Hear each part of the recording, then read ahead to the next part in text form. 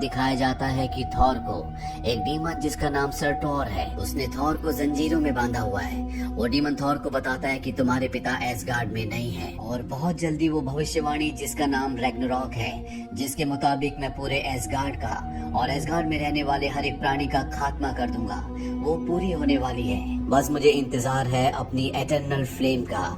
आज से हजारों साल पहले थॉर के पिता ओडिन ने इस डीमन को युद्ध में हराया था और इसकी पावर का जो सोर्स था, जिसे एटर्नल फ्लेम कहा जाता है, इससे छीन लिया था और अब वो एटर्नल फ्लेम एसगार्ड में है। डीमन कहता है कि एक बार मुझे मेरी एटर्नल फ्लेम मिल जाए, उसके बाद मैं उसे अपने क्राउन के साथ लगाऊंगा, जिससे मुझे मेरी पूरी शक्ति मिल जाएगी। उसके सींग ही उसका क्राउन है।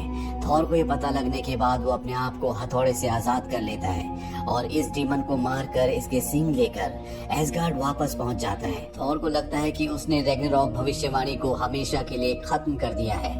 एसगार्ड आकर उसे पता चलता है कि उसका भाई लोकी उसके पिता ओडिन के रूप में यहाँ पर रह रहा है, पर जल्दी वो अपने भाई का पर्दाफाश कर देता है। इसके बाद वो अपने भाई लोकी को कहता है कि हमें अपने पिता ओडिन को ढूंढना होगा और ये दोनों के दोनों मिडगार्ड यानी कि अर्थ पर आ जाते हैं, जहाँ पर ये डॉक्टर स्ट्रेंज से मिलते हैं, जो इन्हें अपनी पावर से न्यूयॉर्क से नॉर्वे भेजता है, जहाँ पर इनके पिता होते हैं। ये अपने पिता से मिलते हैं। यहाँ पर ओडिन इन्हें बताते हैं कि बहुत जल्द वो मरने वाले हैं, उनका समय आ चुका है। और कहता है कि मैंने फायर डीमन को मार दिया।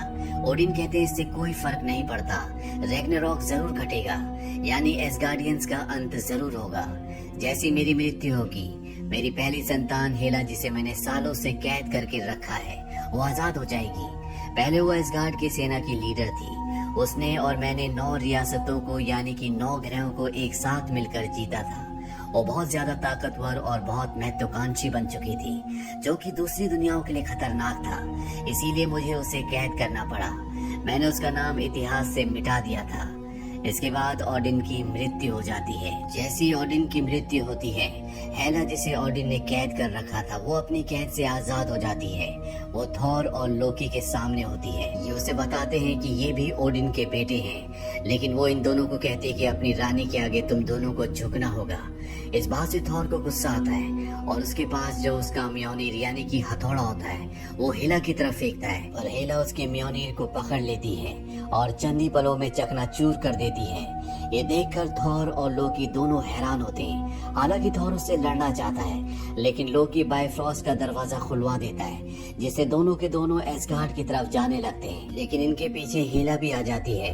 वो इन दोनों को बायफ्रॉस्ट के रास्ते से बाहर फेंक देती है और खुद एसगार्ड पहुंच जाती है, जहां पर कुछ लोग उसका मुकाबला करने की कोशिश करते हैं, लेकिन वो उन्हें मार देती है। एसगार्ड के द्वार का रक्षक वैसे तो हाइमडाल था, लेकिन लोकी ने उसके बदले अपने ही एक आदमी को, जिसका नाम स्क्रज है, उसे एसगार्ड के द्वार का रक्षक बना दिया था। वही तलवार से बायफ्रॉस्ट के दरवाजे को खोलता और बंद करता था। स्क्रज हेला के साथ मिल जाता है। इसके बाद हेला एसगार्डियंस के सामने ये ऐलान करती है कि वही एसगार्ड की रानी है। जो लोग उसका विरोध करते हैं, हेला पल झपकते सबको मार देती है। इसके बाद वो उस कक्ष में जाती है जहाँ पर खतरनाक हथियार है। यहाँ पर टेसरेक्ट भी होता है, लेकिन हेला को टेसरेक्ट में कोई इंटरेस्ट नहीं है। वो एटर्नल फायर के पास जाती है और उस फायर को अपने हाथ में लेती है। इसके बाद वो जमीन तोड़कर नीचे तहखाने में जाती है। यहाँ पर उसकी वो आर्मी है जो उसके साथ उसके लिए लड़ा करती थी, जिन्हें ओडिन ने हेला को कैद करने से पहले यहाँ पर दफना दिया था। हेला के पास जो एटर्नल फायर होती है, वो उससे अपनी पूरी आर्मी को दोबारा से जिंदा कर देती है। साथ ही एक जाइंट वुल्फ को भी, जिसका नाम फेनरिस है, जो हेला का वफादार है। हेला अब अपना वो मकसद पूरा करना चाहती है जो हजारों साल पहले करना चाहती थी, जब उसने ओडिन के साथ मिलकर 9 रियासतों को जीता था। वो अपने साम्राज्य को फैलाना चाहती है, लेकिन जब वो बायफ्रॉस्ट के रक्षक स्क्रच के साथ बायफ्रॉस्ट के पास जाती है, तो वहाँ पर वो तलवार नहीं होती जिससे बायफ्रॉस्ट का दरवाजा खुलता है, जिससे किसी भी दुनिया में जा सकते हैं। दरअसल हाइमडाल उस तलवार को अपने साथ लेकर यहाँ से निकल चुका होता है। वहीं थॉर को दिखाया जाता है, जो हेला के बायफ्रॉस्ट से बाहर फेंके जाने के बाद एक प्लेनेट पर गिरता है, जिसका नाम सकार है। यहाँ आसपास चारों तरफ कूड़ा होता है। इस प्लेनेट के चारों तरफ बहुत सारे वार्म होल्स भी हैं और अब यहाँ पर एक शिप आता है, जिसमें से इसी दुनिया के कुछ लोग निकलते हैं वो थॉर के ऊपर हमला कर देते हैं। थॉर जब उनसे लड़ रहा होता है तभी यहाँ पर एक और शिप आता है जिसमें से एक लड़की निकलती है जिसका नाम होता है स्क्रैपर 142, यानी कि उसे इसी नंबर से इस प्लेनेट पर जाना चाहता है। वो थॉर को अपने साथ ले जाती है और यहाँ इस प्लेनेट का जो राजा होता है जिसका नाम द ग्रैंड मास्टर है, वो थॉर को ग्रैंड मास्टर को एक ग्लैडिएटर यानी कि योद्धा के रूप में बेच देती है। थॉर को यहाँ पर लोकी भी दिखता है जो पहले से यहाँ पर होता है, जिसे देखकर थॉर खुश हो जाता है, लेकिन लोकी उसे पहचानने से साफ साफ इनकार कर देता है। अब ग्रैंड मास्टर थॉर को बताते हैं कि मैं यहाँ पर कॉन्टेस्ट ऑफ चैंपियनशिप करता हूँ, मैं चाहता हूँ कि तुम मेरी तरफ से लड़ो। ये एक तरह का टूर्नामेंट है जहाँ पर बड़े बड़े योद्धा आते हैं। अगर तुमने मेरे योद्धा को हरा दिया तो मैं तुम्हें आजाद कर दूंगा। इसके बाद थॉर को एक जगह बंद कर दिया जाता है और अगले दिन उसे उस जगह ले जाया जाता है जहाँ पर उसे एक योद्धा से लड़ाई करनी है और वो दूसरा योद्धा होता है हल्क। हल्क को देखकर थॉर खुश हो जाता है, लेकिन हल्क थॉर को नहीं पहचानता और इन दोनों के बीच में एक घमासान लड़ाई होती है जिसमें हल्क थॉर को बहुत बुरी तरह से मारता है। लेकिन तभी थॉर की आंखें बंद होती हैं और उसे अपने पिता ओडिन का विजन आता है, जिसके बाद उसे उसकी ठंडर की शक्तियां वापस मिल जाती है जो म्योनिर के नष्ट होने के बाद खत्म हो गई थी। इन शक्तियों से वो हल्क पर प्रहार करता है और जब वो जीतने वाला होता है तो ग्रैंड मास्टर एक बटन दबाता है जिससे थॉर की गर्दन पर लगे हुए गैजेट से उसे करंट लगता है और वो बेहोश हो जाता है। इसी गैजेट की वजह से थॉर को ग्रैंड मास्टर की बात माननी पड़ती है। अब थॉर की जब आंखें खुलती है तो वो देखता है कि उसके सामने हल्क है। ये दोनों एक ही रूम में होते हैं, लेकिन हल्क अभी भी इसे नहीं पहचानता। थॉर हल्क से पूछता है कि तुम यहाँ इस प्लेनेट तक कैसे पहुँचे। हल्क थॉर को क्विंजेट प्लेन दिखाता है Avengers the age of Ultron में। जब हल्क अल्ट्रॉन को क्विंजेट प्लेन से नीचे फेंकता है तो वो खुद उसी प्लेन में रह जाता है। हालांकि नताशा उसे वापस बुलाने की कोशिश भी करती है, लेकिन हल्क ना तो ब्रूस बैनर में बदलता है और ना ही क्विंजेट प्लेन को ऑपरेट करता है और वो पहुंच गया था साकार ग्रह पर। पिछले 2 सालों से वो यहीं पर है। थॉर के पास इस ग्रह से निकलने का अब एक रास्ता है और वो है क्विंजेट प्लेन। पर जब वो इस कमरे से बाहर निकलने की कोशिश करता है तो अदृश्य दीवारें उसे बाहर नहीं निकलने देती। पर थॉर अपनी शक्तियों से हाइमडाल से संपर्क करता है। हाइमडाल उसे बताता है कि हेला ने एसगार्ड पर अपना कब्जा कर लिया है और मैं एसगार्ड वासियों को एक सुरक्षित जगह पर ले आया हूँ। मेरे पास बाइफ्रॉस्ट की तलवार भी है, लेकिन मैं बहुत ज्यादा वक्त तक हेला से बच नहीं सकता। तुम्हें जल्द से जल्द एसगार्ड आना होगा और कुछ न कुछ करना होगा, नहीं तो सब कुछ खत्म हो जाएगा। अब यहाँ पर स्क्रैपर 142 आती है, वही लड़की जिसने थॉर को ग्रैंड मास्टर को बेचा था। थॉर ने इसे पहचान लिया होता है कि ये एक वेलकरी है। वेलकरी योद्धा एसगार्ड की वो फीमेल योद्धाएं थी जिन्होंने आज से हजारों साल पहले हेला के खिलाफ युद्ध लड़ा था, लेकिन इस युद्ध में सब के सब मारे गए थे। सिर्फ एक ही वेलकरी अब बची हुई है। थॉर उसे कहता है कि तुम्हें मेरा साथ देना होगा। मेरे पिता ओडिन अब इस दुनिया में नहीं रहे। मौत की देवी हेला ने एसगार्ड पर कब्जा कर लिया है।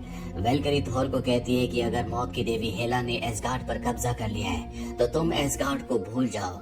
दरअसल वो उसका साथ नहीं देना चाहती, क्योंकि आज से हजारों साल पहले उसने ओडिन की वजह से जब हेला से युद्ध किया था तो अपने सभी साथी योद्धाओं को खो दिया था और अब वो आखिरी वेलकरी बची हुई है। थॉर वेलकरी से उस इलेक्ट्रिक डिवाइस का रिमोट ले लेता है जो उसकी गर्दन पर लगा है, जिससे वो उस डिवाइस को निकाल देता है और यहाँ से निकलकर सीधा वो क्वीनजेट प्लेन पर जाता है। उसके पीछे पीछे हल्क भी आ जाता है, जहाँ पर हल्क नताशा रमनॉफ यानी कि ब्लैक विडो, जिसे हल्क पसंद करता है, उसका 2 साल पुराना उस वक्त का वीडियो देखता है जब वो क्वीनजेट प्लेन से ऊपर की तरफ जा रहा था। इस वीडियो में ब्लैक विडो से बोल रही होती है कि तुम्हारा प्लेन बहुत तेजी के साथ ऊपर जा रहा है, तुम्हें इसे घुमाना होगा। वो अदृश्य मोड पर है, इसीलिए हम उसे देख नहीं सकते। हल्क जब ये वीडियो देखता है तो उसे अपनी पुरानी बातें याद आ जाती हैं। दरअसल पिछले 2 सालों से वो हल्क के रूप में ही इस प्लेनेट पर है। वो एक बार भी ब्रूस बैनर नहीं बना। पर ब्लैक विडो के इस वीडियो को देखने के बाद उसके अंदर बहुत सारे बदलाव आना शुरू हो जाते हैं और 2 साल में पहली बार वो ब्रूस बैनर के रूप में आता है। वहीं दूसरी तरफ ग्रैंड मास्टर को दिखाया जाता है जो लोकी और वेलकरी को थॉर को ढूंढने के लिए भेजता है, क्योंकि उसे ऐसा लगता है कि थॉर ने उसके सबसे बड़े योद्धा हल्क को चुराया है। ये दोनों के दोनों थॉर को ढूंढने के लिए निकल पड़ते हैं, पर लोकी यहाँ पर वेलकरी को बताता है कि वो थॉर का भाई है, उसका नाम लोकी है। और जब वो वेलकरी के हाथ में वेलकेरियंस का टैटू देखता है तो समझ जाता है कि ये एसगार्ड की पुरानी योद्धा वेलकरी है। वो वेलकरी के दिमाग पर अपना हाथ लगाता है, जिससे वो उन यादों में चली जाती है जब मौत की देवी हेला ने उसके सभी वेलकेरियन साथियों को बहुत बेरहमी से मार दिया था। और इन यादों के दोबारा जिंदा होने के बाद वो थॉर का साथ देने के लिए तैयार हो जाती है ताकि वो हेला से बदला ले सके। वो थॉर के पास जाती है और कहती है कि हमें इस प्लेनेट से निकलना होगा। इस प्लेनेट से निकलने का एक ही रास्ता होता है और वो होता है टूटा हुआ सितारा, जो कि अब एक वर्म होल है और क्वीनजेट प्लेन यहाँ से नहीं निकल सकता। इसीलिए इन्हें ग्रैंड मास्टर का प्लेन चुराना होगा।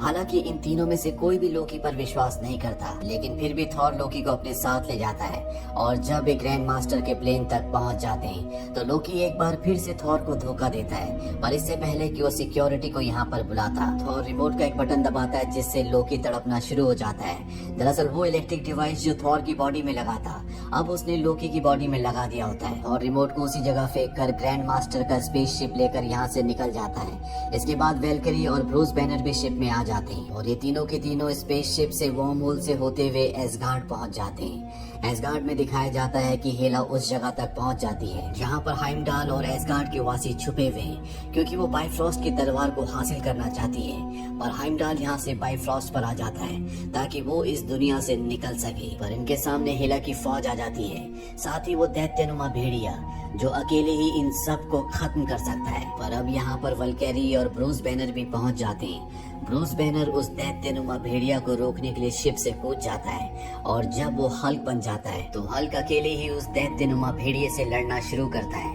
ये दोनों के दोनों बाइफ्रॉस्ट ब्रिज से नीचे गिर जाते हैं। वही थॉर को दिखाया जाता है जो हेला के पास जाता है।